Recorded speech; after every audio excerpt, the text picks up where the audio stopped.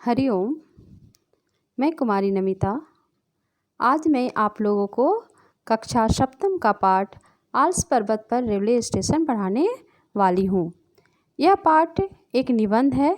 इसमें किस प्रकार यूरोप के इंजीनियरों ने अपनी मेहनत से आल्प्स पर्वत की ऊंचाई पर रेलवे स्टेशन का निर्माण किया और इस रेलवे स्टेशन का निर्माण कर वहाँ बहुत सारे जो पर्यटक हैं उसके माध्यम से वहाँ जाने लगे और आल्प्स पर्वत की सौंदर्यता का बोध करने लगे, वहाँ की सुंदर और रमणीय दृश्य को देखने लगे।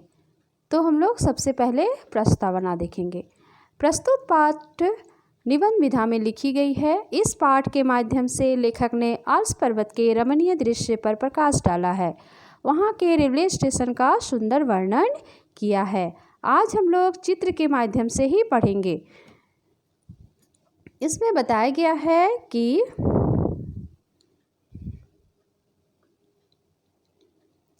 आल्प्स पर्वत कितनी ऊंचाई पर है और किस प्रकार वहाँ रेलवे स्टेशन का निर्माण किया गया।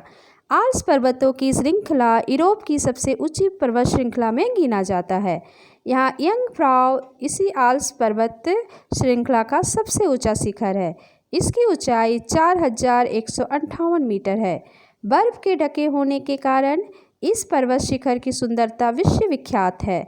ये पूरे बर्फ से ढकी हुई है, जिसके कारण इसकी सुंदरता पूरे विश्व भर में जानी जाती है। यह शिखर स्विट्जरलैंड के मध्य दक्षिणी भाग में स्थित है। यह स्थल पर्यटकों, खेल प्रेमियों और रोमांच प्रिय व्यक्तियों के लिए विशेष प्रिय है। सबसे आश्चर्य की बात तो यह है कि स्विस इंजीनियरों ने इस पर्वत शिखर पर रेल लाइन बिछाकर यंगफ्राउ के पास यंगफ्राउ पोख नामक रेलवे स्टेशन का निर्माण कर दिया है। इसका निर्माण आज से लगभग 100 वर्ष पूर्व किया गया था।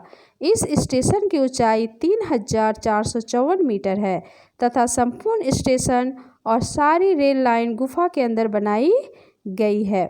जब स्टेशन से बाहरी सतह बर्फ से ढकी रहती है तब स्टेशन के अंदर आरामदायक तापमान बना रहता है।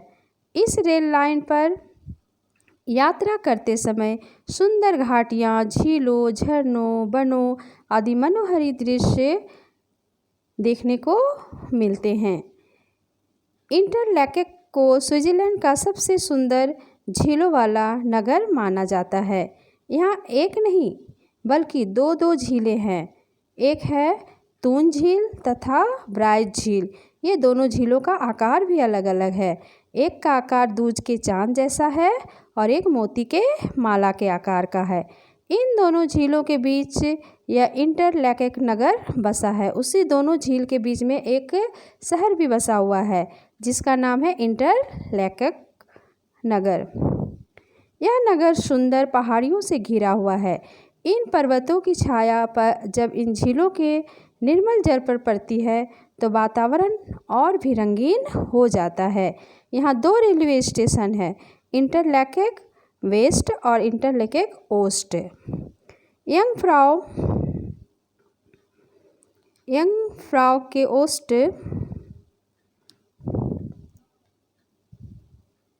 यहाँ यात्रा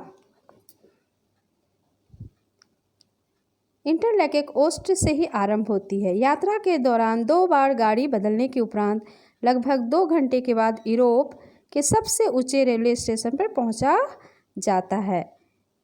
स्विस रेलों की यह विशेषता है कि अत्यंत आरामदायी, तीव्रगामी और नियत समय पर चलती है। लगभग सभी रेलें वातानुकूलित होती है और इनके डिब्बे का रंग भी मन भावन होता है, मतलब बहुत अच्छे रंग के होते हैं जो मन को भाते हैं। इंटरलैकेन ओस्ट से चलने के लगभग आधा घंटे के बाद लॉटरब्रूमेन नामक स्टेशन आता है। यहाँ एक पर्वतीय स्थल है जो सागर तल से 796 मीटर की ऊंचाई पर है।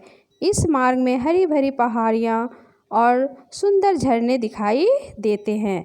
कहते हैं कि ये झरनों का गढ़ है। लॉटरब्रूनेन झरनों का गढ़ माना गया है क्योंकि यहाँ 72 झरने हैं जो ऊंचाई से अपने अथाह जल राशि नीचे बिखेरते हैं और जो बहुत ही सुंदर दिखते हैं और ध्वनि भी उत्पन्न करते हैं।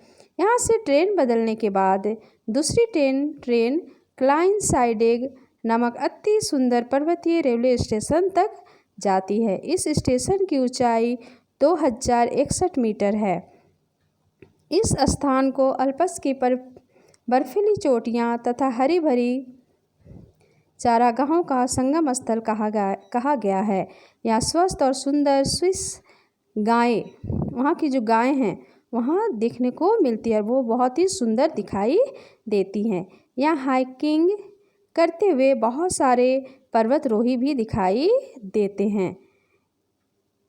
ये यहाँ जो है कुछ बर्फीली पहाड़ियाँ हैं, से गुजरने के बाद रेलगाड़ी शीघ्र ही लंबी गुफा में प्रवेश कर जाती है तथा अंदर ही अंदर अपनी मंजिल की ओर बढ़ती है।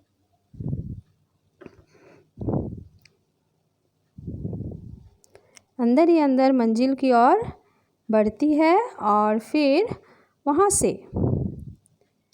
गुफा से अंदर ही अंदर वो चलती रेलगाड़ी आइसमीर नामक रेलवे स्टेशन पर पहुँचती है। इसकी ऊंचाई 3160 मीटर है। यह स्टेशन आल्प्स पर्वत के एक अन्य प्रमुख शिखर मूक के नीचे है। यहाँ से शीशे से बाहर देखने पर आल्प्स की निराली छवि के दर्शन होते हैं। वहाँ ट्रेन से उतरने के बाद ये बहुत ही सुंदर दिखता है और शीशा से देखने पर भी बहुत खूबसूरत दिखता है ये जगह। इसके बाद रेलगाड़ी अपने अंतिम पड़ाव अर्थात यंगफ्राउ योग पहुंचती है। वहां पहुंचकर ऐसा लगता है मानो किसी बर्फ़ की नगरी में पहुंच गए हों। रेलवे स्टेशन पूरी तरह से पहाड़ के अंदर गुफा में है। गुफा के अंदर सूर्य का प्रकाश तो नहीं पहुंचता, अतः बिजली की सहायता से सारा स्टेशन प्रकाशमान बना रहता है। गाड़ी से उतरने के बाद पर्यटक का काफिला अपनी मंजिल की ओर रवाना हो जाते हैं। बर्फीली हवा से बचने के लिए पर्यटक जैकेट, बर्फ़, जूते, टोपी आदि पहनते हैं। यदि मौसम अच्छा रहा तो उत्तर, दक्षिण, पूर्व, पश्चिम चारों ओर अनंत सफ़ेदी के दर्शन होते हैं। इसके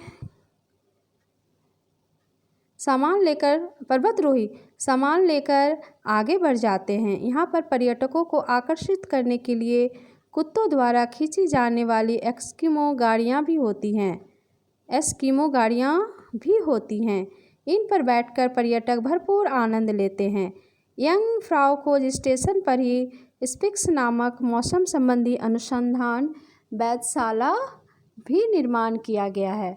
वहाँ पर एक वेधशाला का निर्माण भी किया गया है। यहाँ देखो, ये बहुत सुंदर पर्वत दिख रहा है, चित्र में निर्माण किया गया है। यहाँ पर्यटक लिफ्ट के द्वारा जा सकते हैं। इसके द्वारा ही जो यहाँ चित्र में दिया गया है उसके द्वारा वहाँ लोग जाते हैं। इस वेधशाला की ऊंचाई 108.6 मीटर है। यहीं पर हाई विज्ञान, मौसम विज्ञान तथा खगोल शास्त्र संबंधी अनुसंधान किए गए हैं। यानी यहाँ अनुसंधान भी किए जाते हैं। और ये आल्प्स पर्वत जो है बहुत ही मनोहारी और सुंदर यहाँ से दिखता है। आगे यहाँ शब्दार्थ है। शिखर का अर्थ है चोटी, पर्यटक का अर्थ है सैलानी, निर्माण का अर्थ है बनाना, संपूर्ण का सारा, दर्शन का अर्थ है देखना, प्रतीत मालूम, तीव्रगामी तेज चलने वाली, सागर तल समुद्र की सतह, जल राशि का अर्थ है अथाह पानी, संगम स्थल मिलन स्थल, प्रकाश का अर्थ है रोशनी, अनुसंधान खोज आविष्कार, वेधशाला यह स्थल जहाँ यंत्रों की सहायता से ग्रहों आदि का अध्ययन किया जाता है, पर्वत श्रृंखला पहाड़ों की कतार पंक्ति। इसके बाद यहाँ पर 9 प्रश्न दिए गए हैं और वीडियो को हम लोग अच्छी तरह से सुनेंगे और प्रश्न को करने की कोशिश करेंगे।